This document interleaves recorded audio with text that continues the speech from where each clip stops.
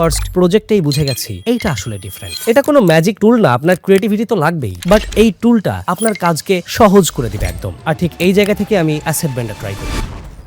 একটা video edit করতে বসে বুঝলাম আমি আসলে এডিটিং না, অ্যাকচুয়ালি হান্ট করছি। সিম্পল একটা প্রজেক্ট ছিল, ভেবেছিলাম 2-3 ঘন্টার কাজ, বাট এডিট শুরু করার আগেই মেজাজটা খারাপ হয়ে গেল। ইন্ট্রো অ্যানিমেশন এক জায়গায়, সাউন্ড ইফেক্ট আরেক জায়গায়, ট্রানজিশন খুঁজতে গিয়ে আরেকটা সাইট। একটা সময় রিয়েলাইজ করলাম টাইমলাইন এমটি, কিন্তু ব্রেইন অলরেডি এক্সস্টেড। সবচেয়ে ফ্রাস্ট্রেটিং পার্টটা কি জানেন? আমার মাথায় পুরো ভিডিওটাই ক্লিয়ার, সিন, অ্যানিমেশন, ফ্লো সবকিছু একদম পারফেক্টলি রেডি, বাট এক্সিকিউট করতে পারছি না, কারণ অ্যাসেট নাই, না হলে খুঁজে বের করতে পারছি না। আর ঠিক এই জায়গা থেকে আমি AssetBender ট্রাই করি। অনেস্টলি এক্সপেকটেশন খুব বেশি ছিল না, কিন্তু ফার্স্ট প্রজেক্টেই বুঝে গেছি এইটা আসলে ডিফারেন্ট। প্রিমিয়ার প্রো ওপেন করলাম, এক্সটেনশন চালু করলাম, সার্চ দিলাম, ইনস্ট্যান্ট যেই অ্যাসেটটা আমি খুঁজছিলাম সেটা সামনে ড্র্যাগ করলাম, প্রজেক্টের রিকোয়ারমেন্ট ওয়াইজ স্লাইড কাস্টমাইজ করলাম, ব্যাস ডান। কোনো ডাউনলোড না, কোনো আলাদা ফোল্ডার না, কোনো ট্যাব সুইচ না, সবকিছু প্রিমিয়ার প্রো এর ভেতরেই। তারপর একটা জিনিস নোটিস করলাম, আমি ফাইনালি এডিট করছি, রিসোর্স খুঁজছি না। আগে যেই কাজটা করতে 3 থেকে 4 ঘন্টা লাগতো, এখন সেটা 1-1.5 ঘন্টায় শেষ। Output cleaner, work flow smoother, stress almost zero. Even after effects level animation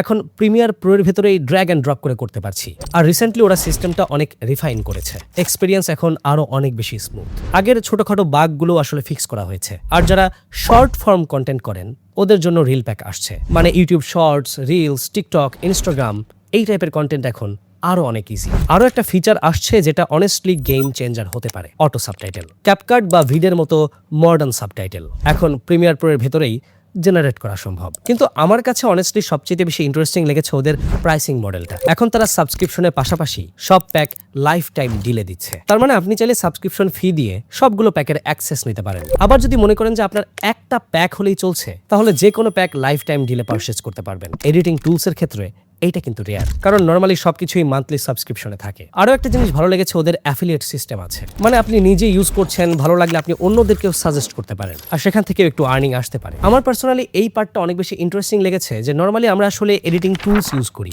কিন্তু এই টুলটা ইউজ করতে করতে আর্নিং করাও আসলে সম্ভব, এবং সেটার একটা ম্যাসিভ চান্স ওরা তৈরি করে রেখেছে। আর রিসেন্টলি ওরা ম্যাক ভার্সনও লঞ্চ করেছে, এবং এই উপলক্ষে ভালো কিছু অফারও দিচ্ছে। অফারগুলো দেখার জন্য ওয়েবসাইট বা পেজ ঘুরে দেখতে পারেন, ডেসক্রিপশন এবং পিন কমেন্টে লিংক দেওয়া থাকবে। শেষে একটা অনেস্ট কথা বলি, এটা কোনো ম্যাজিক টুল না, আপনার ক্রিয়েটিভিটি তো লাগবেই, বাট এই টুলটা আপনার কাজকে সহজ করে দিবে একদম। মানে যেটা করতে গিয়ে আটকে যেতেন, ফ্রাস্ট্রেটেড লাগতো, ওই ফ্রাস্ট্রেশনটা আর ফিল করবেন না। আপনি যদি প্রিমিয়ার প্রো দিয়ে রেগুলারলি কাজ করে থাকেন, তাহলে একবার ট্রাই করে দেখতে পারেন। ভালো না লাগলে বাদ দিবেন, কিন্তু যদি ভালো লাগে তাহলে আপনার ওয়ার্ক ফ্লোটাই চেঞ্জ হয়ে যাবে। আর এই ভিডিওটাও আমরা AssetBender ইউজ করেই আসলে এডিট করেছি, কেমন লাগলো সেটা কমেন্ট বক্সে জানান।